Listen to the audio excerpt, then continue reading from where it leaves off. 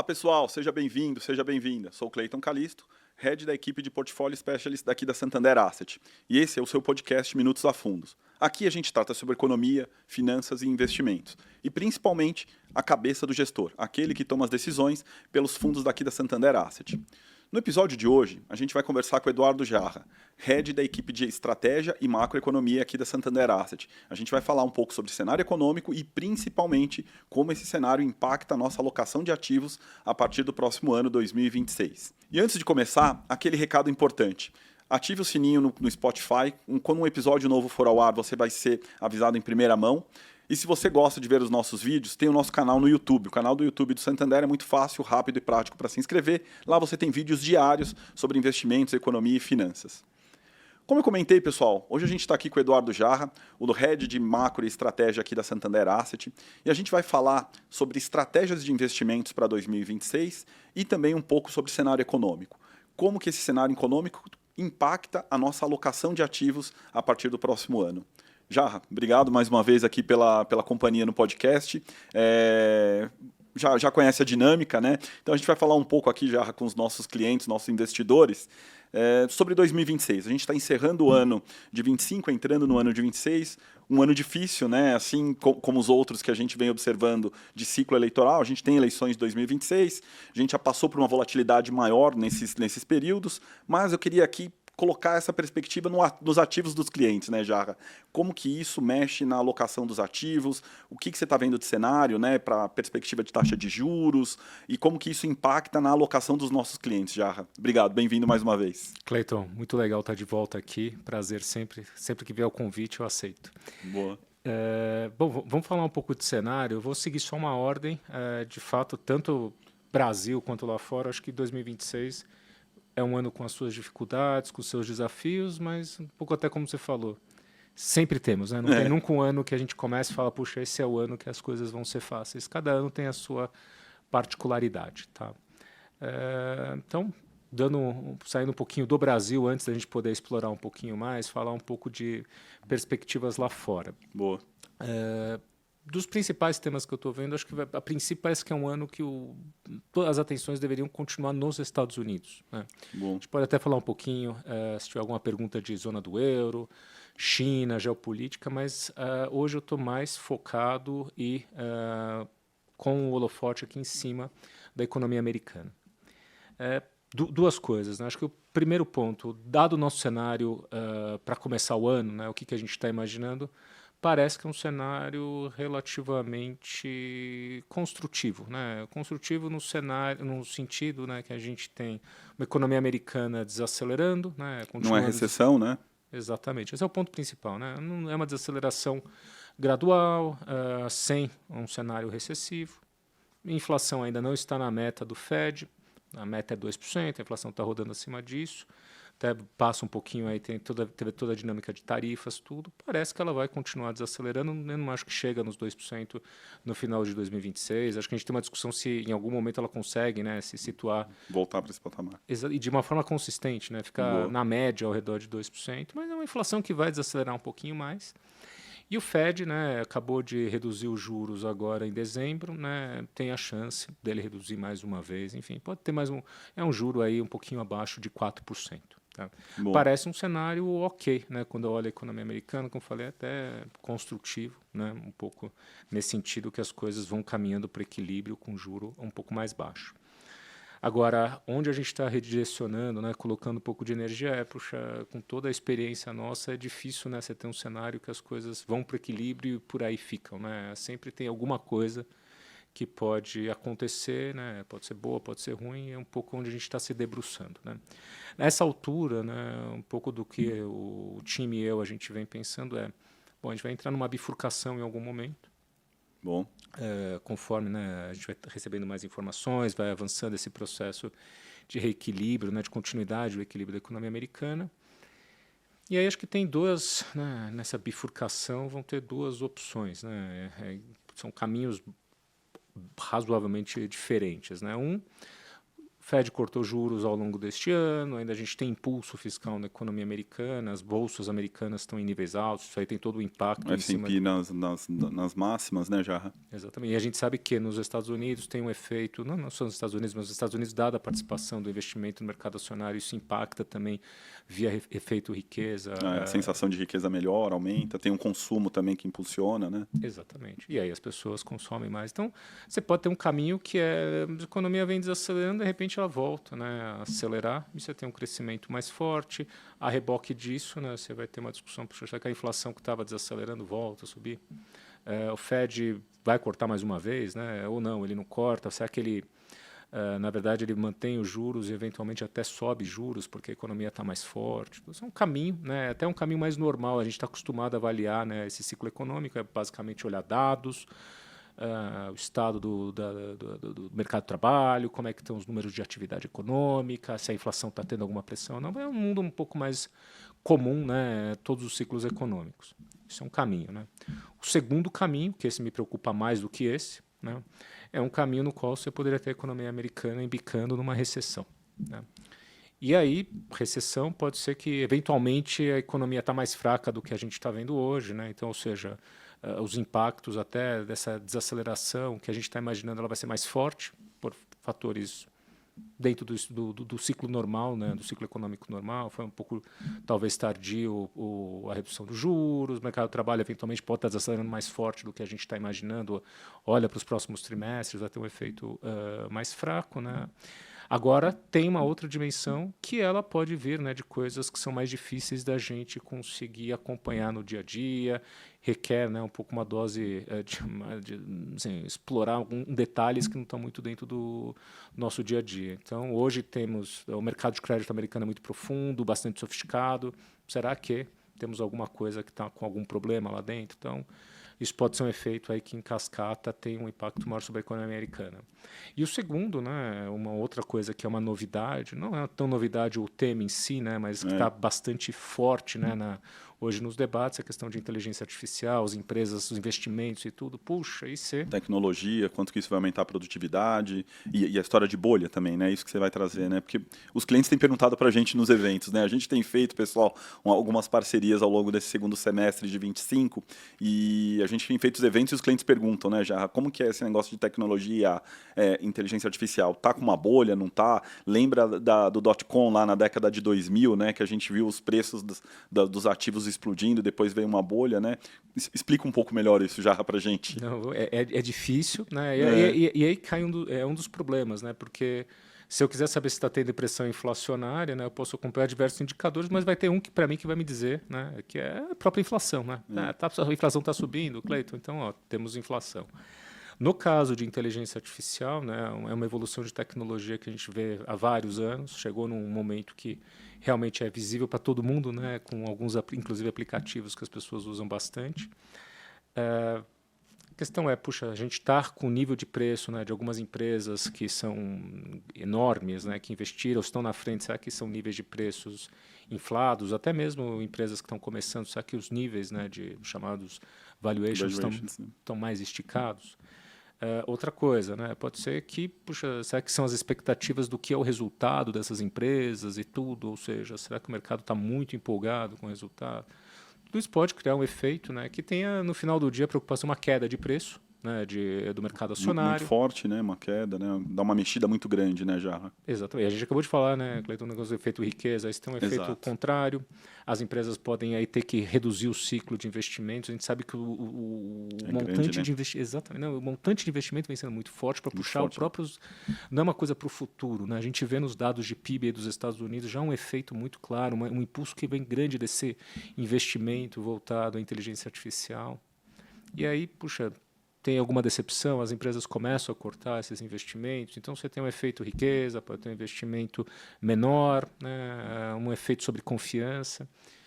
Difícil, né, difícil. Então, dentro daquele voltando, né, da bifurcação, é um caminho que pode ser desde uma desaceleração mais forte pelos fatores normais de ciclo, como pode ser coisas diferentes do mercado de crédito, complexo da gente acompanhar e estudar, mas a gente tem que fazer, né? O mercado inteiro está fazendo isso, até uma questão de inteligência artificial. E aí, Cleiton, assim, são dois cenários, né, distintos. Eu acho que hoje dentro se eu tivesse que atribuir probabilidade, difícil, né, mas eu acho que tem, sim, se a gente tiver que desviar desse cenário que a economia americana só desacelera gradualmente, a inflação vai desacelerando. Se eu tenho esses dois caminhos, qual que eu acho mais provável? Uma pergunta boa. Que faz. Eu acho que seria um caminho de reaceleração. Uma eventual reaceleração, não necessariamente até os efeitos seriam muito drásticos, né, para o mercado, dependendo, né, se você não tiver uma necessidade de subir juros, porque a economia cresceu muito, Tá. pode até ser um caminho que tenha até algumas histórias que sejam boas, né? Para serem contadas. Eventualmente, se tiver que subir juros, é uma outra história, né? A coisa pode ser mais preocupante.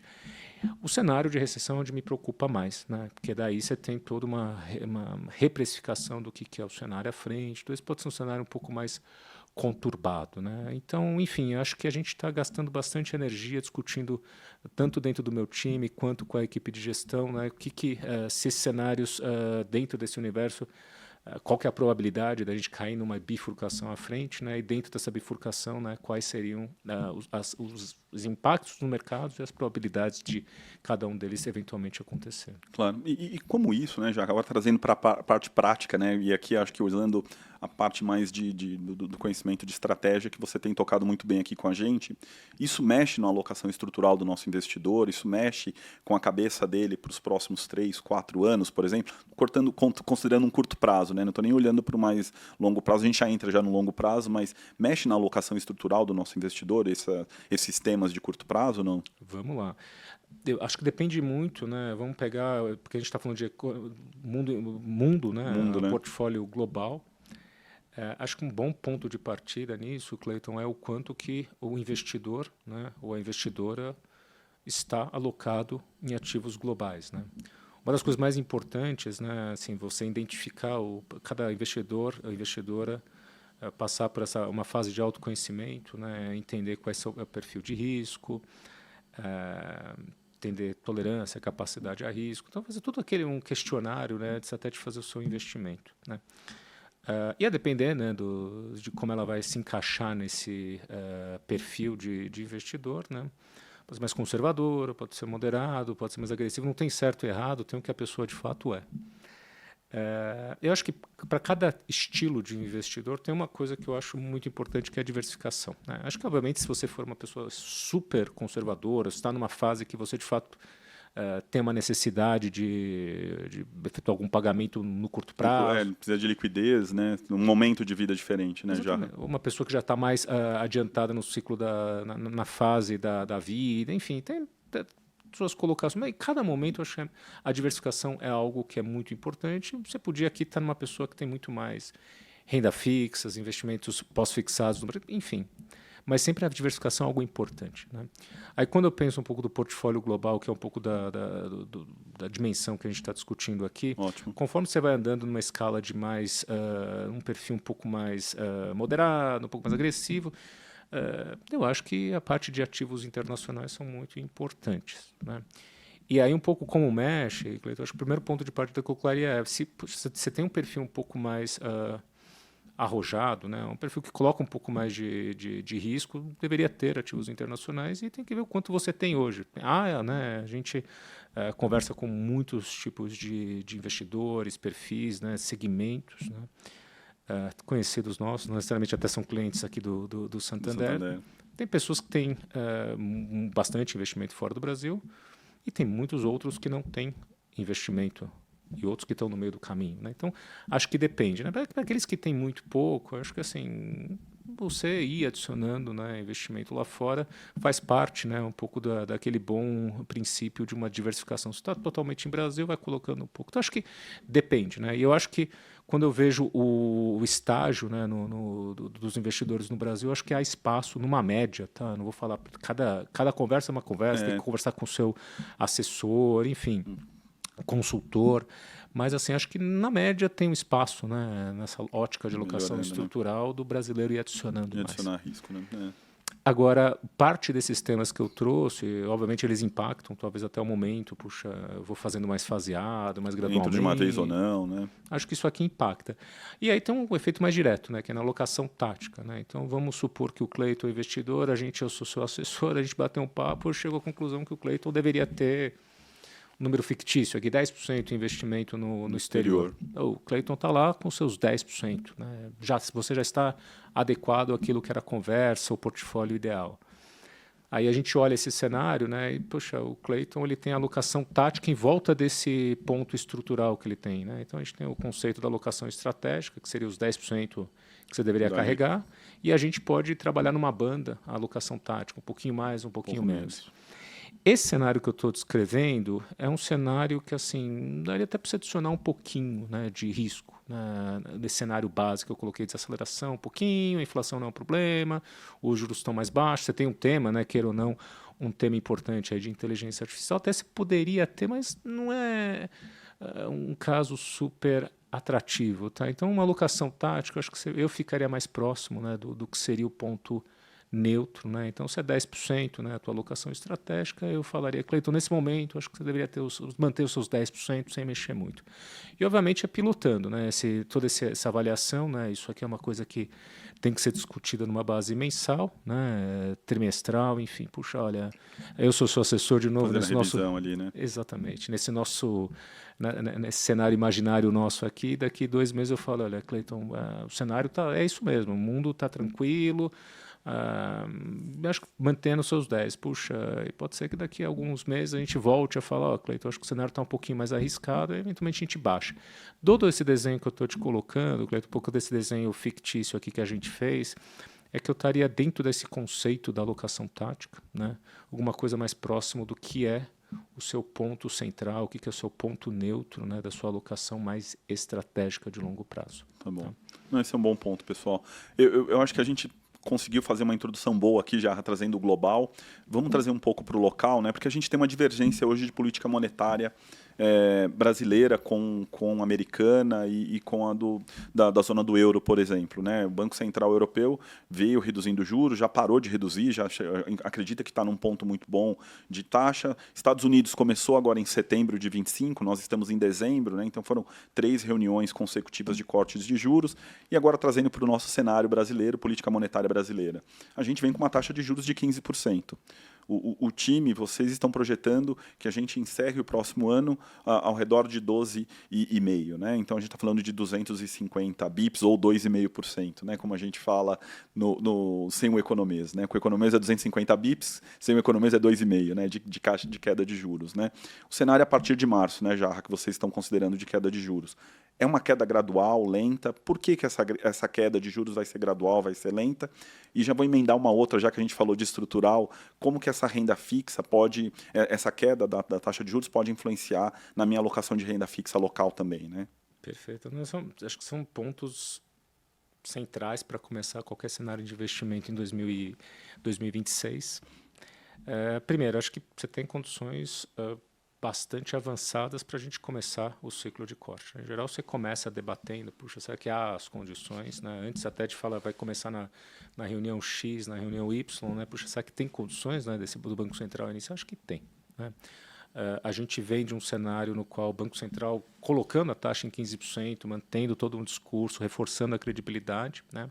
Ele vem colhendo os frutos dessa tarefa. Né? Então, você tem, né, um processo que está ficando cada vez mais claro de desaceleração da economia, especialmente, né, os sinais iniciais aí ou uns sinais que está ganhando um pouquinho mais de força, um certo desaquecimento no mercado de trabalho, que é importante para você reduzir, né, pressões inflacionárias. Né. A inflação está com um comportamento melhor, né, inclusive acho que uma coisa interessante como uma figura inicial, né? A gente sempre tem que fazer as projeções, no mercado projetava, né? A gente mesmo projetava números que podiam chegar entre 5,5% e 6%. No começo desse ano, né, de 25, exatamente. Eu lembro bem disso. Exatamente, 5,5% a 6%, né, de IPCA para 2025. A gente está encerrando o ano de 2025 com a projeção hoje abaixo de 4,5%. Que é o teto lá da meta que a gente fala com a banda, né? Bem lembrado. Exatamente, e já é bastante coisa, né, para...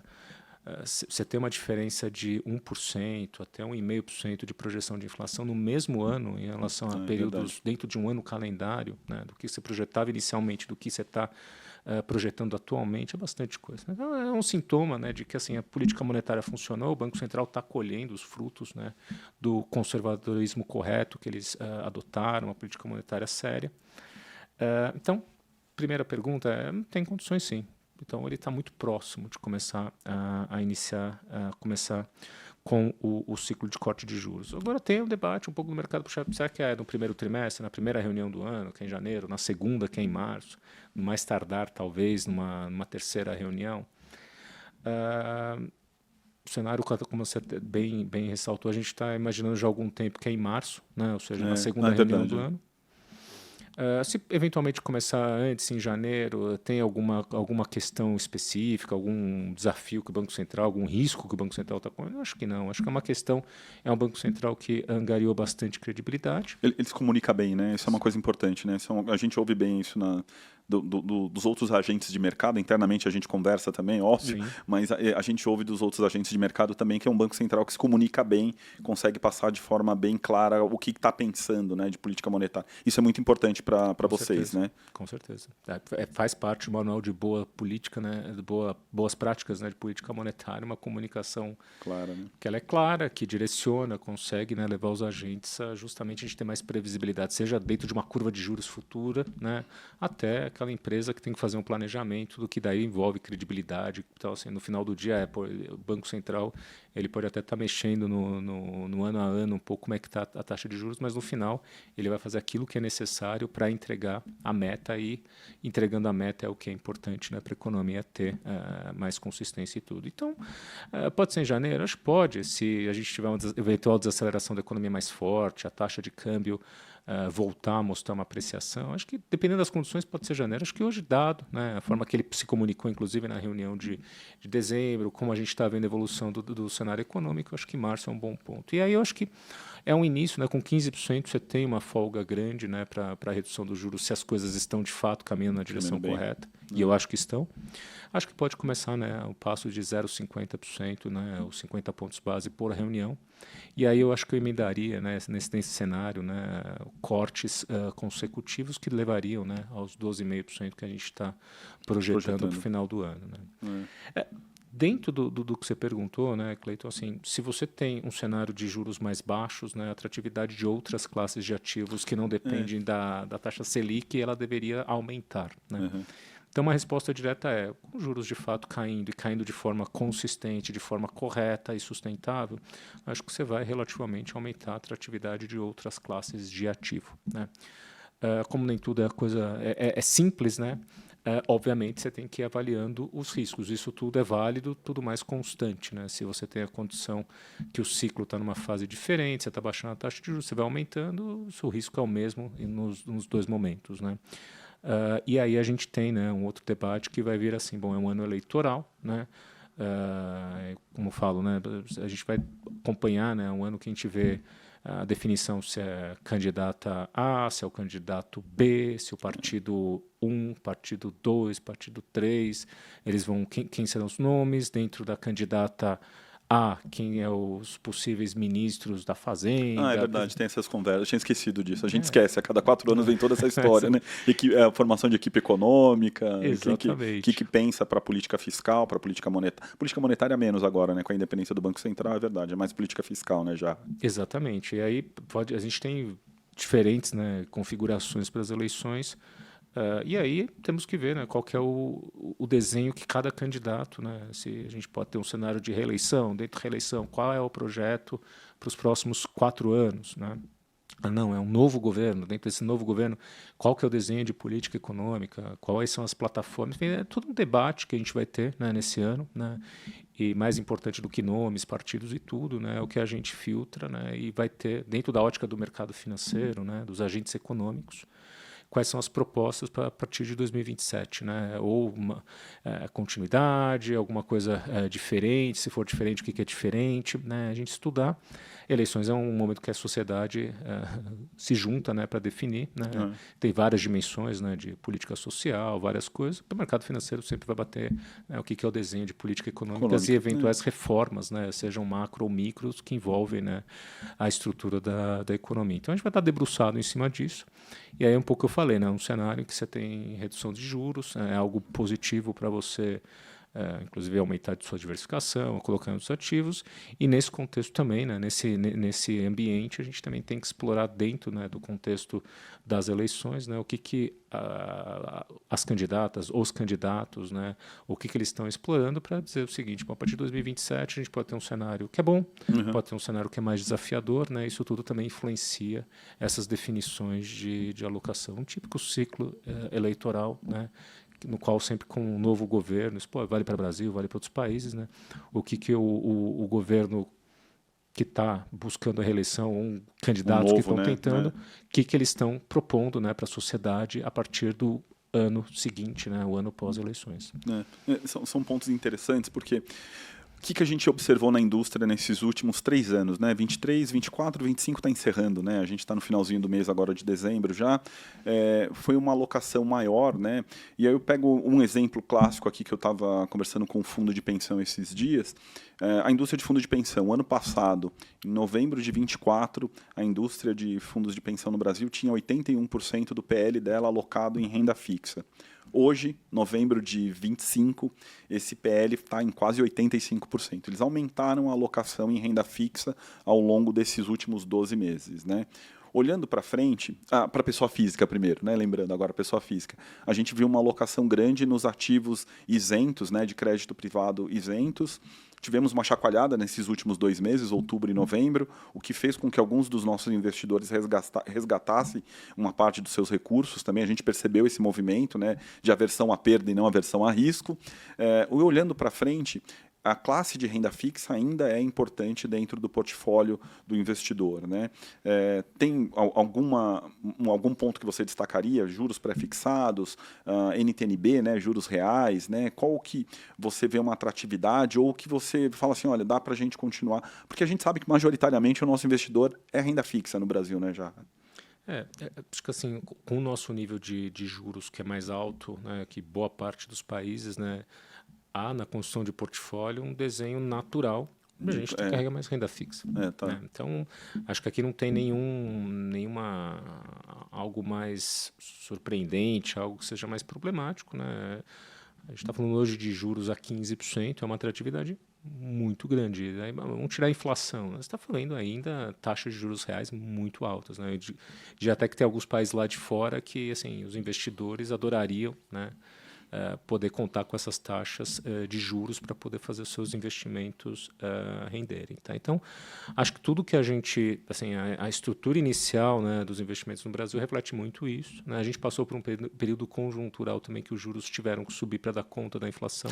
É verdade. A inflação se disparou, tinha que fazer isso, né? Verdade. E aí, naturalmente, também até nesse desenho que a gente estava dividindo, né, o que é o estratégico, que olhando o médio e longo prazo, e o tático, que tem a janela um pouco mais curta, você olha por essa ótica, né, você pode ter um resultado natural de você trazer um pouquinho mais para a renda fixa. Até então eu vejo uma certa naturalidade um pouco do movimento. A gente pode avaliar se alguns investidores, algumas investidoras colocaram demais na renda fixa, né? Podemos explorar se até está muito concentrado, pode ter acontecido, isso. É verdade. Então, eu prefiro até a gente não trazer uma regra generalizada, até para aproveitar uma questão de converse, né? Converse com uma pessoa que você entenda, né, o que está fazendo, né? Exato, uma pessoa de confiança, seja um amigo, seja um colega, ou assessor, consultor, né? Leia, procure se informar. Eu acho que é importante, né? Acho que então essa conversa, puxa, tem mais ou menos. Acho que caso a caso é importante a gente, dada a importância que a gente está falando de finanças pessoais e ao patrimônio de cada pessoa, a gente poder explorar, né, com um pouco mais de granularidade o que cada um tá fazendo. Mas dito isso, né, acho que tem um movimento que aumentou, né? Eu coloco um pouco na conta de você ter juros mais altos mesmo, né? No Brasil é um movimento que acaba sendo natural, né?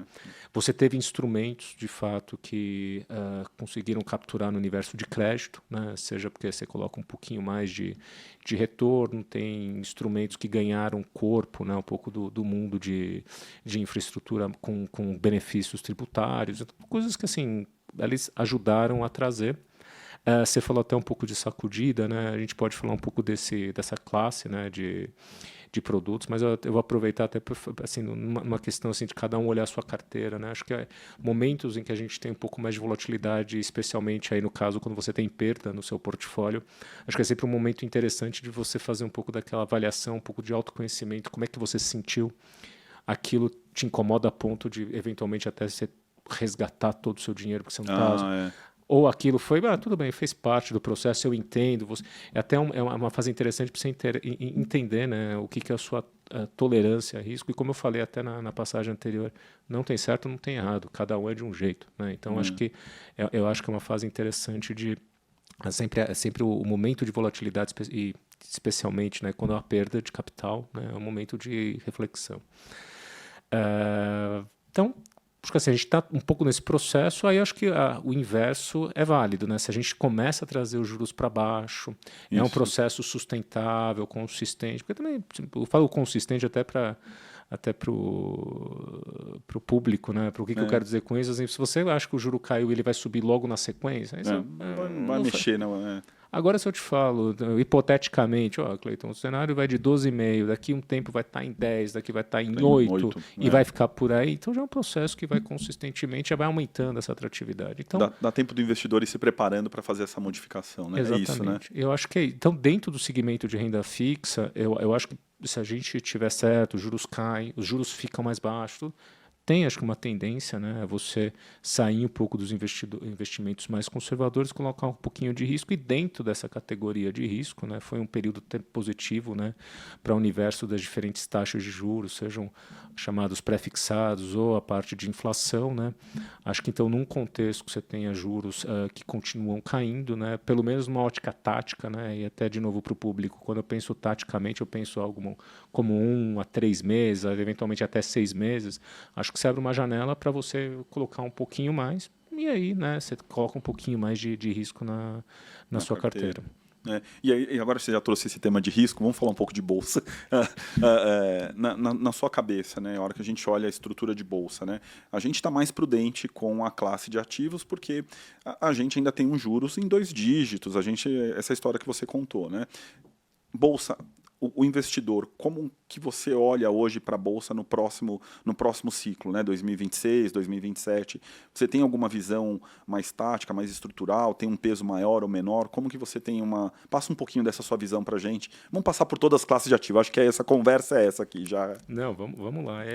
A Bolsa faz parte, ela conversa com boa parte dos que eu falei, eu vou puxar alguns pontos. De novo, vamos voltar para aquele cenário que as coisas passam por uma queda de juros. Essa queda de juros ela é consistente, ou seja, ela fica mais no tempo porque deu certo o processo inflacionário, e que as coisas em termos de riscos, né, da economia elas estejam mais equilibradas, né? Então acho que é um momento que valeria uma reflexão com o seu assessor, com o seu consultor de, poxa, minha alocação estratégica é X%, pode ser que nesse cenário ela deveria estar em X mais Y%. Eu evito falar números porque acho que cada cliente tem o seu perfil e tem a sua modelagem certa de carteira. E aí o que eu acho que é interessante antes de passos, né, de movimentações com esse caráter mais estratégico, que aí como eu dividi, né, o tático é de 1 a 3 a 6 meses, né, o estratégico a gente está falando de mais de ano. Acho que seria interessante, né, a gente acompanhar um pouco propostas e tudo isso. Acho que é uma coisa interessante para movimentos mais estratégicos, né, propostas do que serão os próximos anos, né, de cenário brasileiro. Numa ótica tática, né, então assim, é algo que para um próximo podcast, em 1, 2, 3 meses, a gente eventualmente podemos estar com uma outra posição, porque ele tem um caráter mais tático, né, a gente olha todas aquelas informações para 1, 3, 6 meses. Nesse momento, com queda de juros, né, que a gente está esperando acontecer, com um cenário global que, obviamente, tem suas oscilações de preço, tudo, mas parece estar caminhando numa direção correta. E com esse nível de bolsa, né, nível de preço de bolsa que subiu, mas a gente ainda vê que historicamente daria, né, em termos de voltando ao conceito por valuation, o que é o valor justo, tudo ainda, na nossa interpretação ainda daria espaço, né, para um pouco de valorização. A gente tem mantido uma exposição em bolsa brasileira tática, né? Então, ao redor daquela estratégia, daquela alocação estratégica, um pouquinho mais de bolsa, né? Isso é um pouco como a gente vai iniciar o ano, e aí é uma reavaliação mensal, né, bimestral, a gente sempre vai avaliando se continua valendo, está um pouco acima, um pouco abaixo, em volta do ponto neutro. Tá? Então, essas são algumas considerações para o mercado acionário para esse início de 2026. Não, ótimo. Acho que a gente está passando por todos aqui, só um último, e a gente já está chegando ao fim aqui, já viu o alerta aqui que eu recebi. A parte de moedas, né? A gente viu um dólar mais fraco ao longo desse último ano de 2025. O real também um pouco melhor, né, na margem aqui, né, na hora que a gente olha começo do ano, perspectiva de começo do ano para o que está fechando agora, né, é claro que ainda temos alguns pregões aqui até o final do mês, mas você tem alguma uma perspectiva um pouco diferente para moedas também, olhando para real e dólar, principalmente, né? A moeda, né, o real, ele vai cair com considerações muito parecidas com a bolsa, né? Então, acho que vale o que eu falei para a bolsa, valeria em boa parte para a moeda, mas eu quero adicionar duas coisas, né, pro nosso público, né? Primeiro, aí depende, a gente está falando quase que o termo não é correto, né, mas a gente tem uma competição entre o dólar e o real, né, porque é a cotação em cima do outro. Então, o que pode ser bom para o real, automaticamente vai ser um dólar mais barato, né? O real fica mais caro, o dólar fica mais barato. Aqui ao contrário da bolsa brasileira, que ela pode subir, a bolsa americana pode subir. No caso aqui, na moeda não, né? O que é a alegria do real é menos preço, né? Menos valor para o dólar naquele instante. A gente se beneficiou, né? Não só o Brasil, com muitas moedas, com o enfraquecimento do dólar, né? Ao redor do mundo. Isso aí faz automaticamente que as moedas vão se apreciando contra o dólar, boa parte delas, e o real se beneficiou disso. Tá? Aqui tem um grande debate, né? Porque assim, o dólar vai continuar, né, depreciado ou se depreciando e dando espaço para outras moedas se apreciarem. Eu acho que tem uma chance. Tá? Eu acho que tem um espaço, né? Acho que ainda tem um movimento que pode acontecer. Né? Acho que tem, como você falou, do alerta, né? Não dá para a gente poder falar de tudo, mas acho que tem, né, uma construção, o alerta do final do final do podcast. Mas tem, né, acho que uma construção do cenário que ele pode direcionar, e é que eu acredito mais, né, uma continuidade da depreciação da moeda americana, o que vis-à-vis poderia favorecer a moeda brasileira. Não é um consenso, tá? Tem pontos, né, que outros investidores, né, que outros colegas questionam, mas eu acho que tem um espaço, né, para isso acontecer. Isso poderia ser bom para a moeda brasileira. E outra coisa é o diferencial de juros, né? Porque o investidor... Nem puxei nesse tema, mas tem esse ponto, né? É verdade. Ele tem o dinheiro dele lá, o Fed cortou os juros, ele pode investir na renda fixa americana, né? Ou seja, uma taxa num título da dívida, no dívida curta, dívida pré-fixada, pode ser até no crédito americano. Tem uma certa taxa com o Brasil, ainda mesmo que o Banco Central comece a cortar juros, né, são juros altos, e esse diferencial ainda continuará atraente por um certo tempo. Tá? Então, o que eu colocaria é que, além, né, da gente ter que avaliar as nossas próprias questões, né, eu acho que da ótica, né, do que é o nosso... a comparação, né, seja de taxa de juros, seja o que talvez seja esse movimento de dólar, né, pelo menos o começo do ano, né, parece que tem o vento global pode fazer, né, com que a moeda brasileira aprecie um pouquinho mais, considerando isso. Boa. A gente, infelizmente, a gente tem limitação do tempo aqui, mas eu vou deixar um convite para quem está nos assistindo, quem está nos ouvindo. Primeiro, né, a gente tem um relatório que a gente acabou de subir no site da Asset do Santander, referente às perspectivas, né, o Market Outlook 2026, que não fala só de Brasil, acho que traz uma visão um pouco mais completa, né, Jarra? É importante a gente deixar essa opção para quem quer se aprofundar no tema.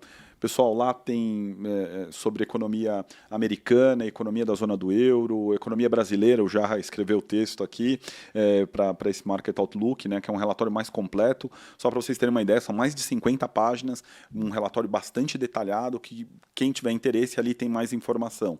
Além disso, a gente tem a carta mensal também, né, Jarra, que a gente solta mensalmente aqui com as informações não só de cenário, mas também de mercados, né, Jarra? Você traz uma visão boa ali também, né? Sim.